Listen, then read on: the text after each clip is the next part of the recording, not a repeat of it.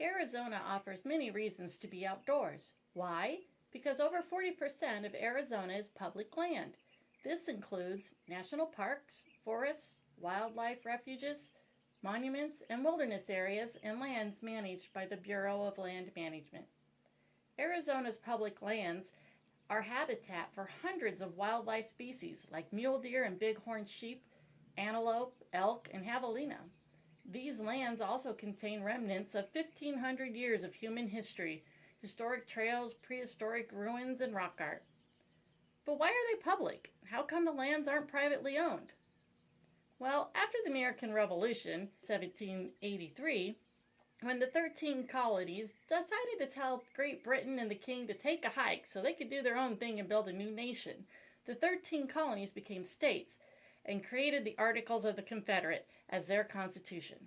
Now, 6 of the 13 new states had claimed millions of acres that had been seized during the war.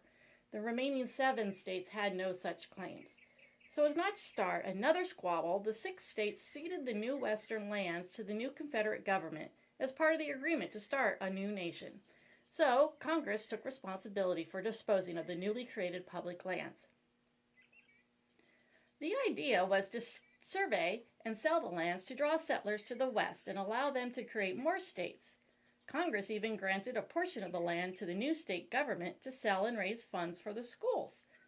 Much of it was sold to individuals for $1 an acre. These were gobbled up like pumpkin pie at Thanksgiving.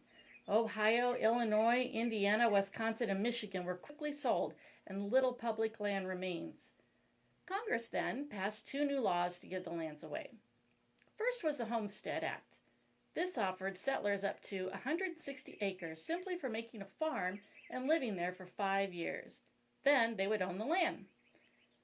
Then the Pacific Railway Act was created and gave the corporations building the new transcontinental railway 10 square miles of land for every mile of track they laid. They, in turn, sold this land to settlers and speculators. Everything was going peachy until they reached what would later be Nevada, Arizona, New Mexico, Idaho, Washington, Oregon, and Southern California. Most of these places were unrelentingly dry to allow much farming. So the bigwigs in Congress sat down again to devise another plan to sell the land. They started offering the land for $5 an acre to anyone who staked a valid mining claim on it. They also raised the ante on the Homestead Act and offered an additional 160 acres in return for planting trees, in hopes it would bring rain. It didn't work, and the trees died. By 1909, they doubled the old 160-acre homesteading to 320, and in some places, 640 acres. But the takers were few. Realizing that these arid lands needed water, Congress in 1891 passed a law allowing the creation of forest reserves, to be later called national forests, to be under the federal management to protect the western rivers and streams. The plan was to put the rivers to use and water the deserts they hadn't been able to give away. So the dams and irrigation works were created and funded by the National Reclamation Act of 1902. By offering reclamation homesteads, more land was claimed. By 1930, homesteaders would take 269 million acres of public lands, with almost 200 million acres that were too high or too dry remaining unclaimed. In an attempt to cut federal expenses, Congress then offered the lands for free to the new states to sell and do as they pleased. The states refused the lands. They already owed millions of acres of land that they could neither sell nor lease, and that yielded no income. They didn't want any more. To throw another wrench into the fan, the 1930s brought with it the Dust Bowl. All the farmers who had freshly tilled up the topsoil to plant crops watched their time and money blown up into the thick, dirty air as storms blew across the prairies. A major farm abandonment left much more land vacant and useless. Congress meets again for another round of brainstorming to come up with the Taylor Grazing Act of 1934. The act offered a leasing system that would allow ranchers to put livestock on public lands without the burden of purchase price or property tax.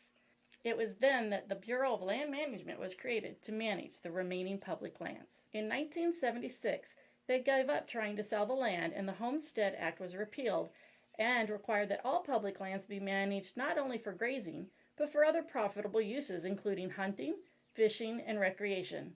Also mandated was attention to the land's ecological health. States and counties rely on federal aid to do all the things required to manage public lands, such as repel invasive species, whether plant, animal, or fish, prevent and mitigate vandalism and poaching, and to fight wildfires. The states and counties also benefit financially from outdoor industries that utilize the lands. Each year, more than 2.1 million people participate in hunting, fishing, and wildlife watching in Arizona. More than 225,000 anglers spend an estimate of $831 million on equipment and trips annually. Arizona sees more than 135,000 hunters that accounts for an additional $126 million in retail sales. This supports 17,000 jobs and $58 million in state tax revenue. Off-highway vehicle recreation also generates about $3 billion in retail sales, while total expenditures from watchable wildlife recreation brings in about $1.5 billion. So these lands are yours, they are ours. Stay tuned to Be Outdoors Arizona for another video demonstrating other ways the wildlife and habitat are supported and maintained.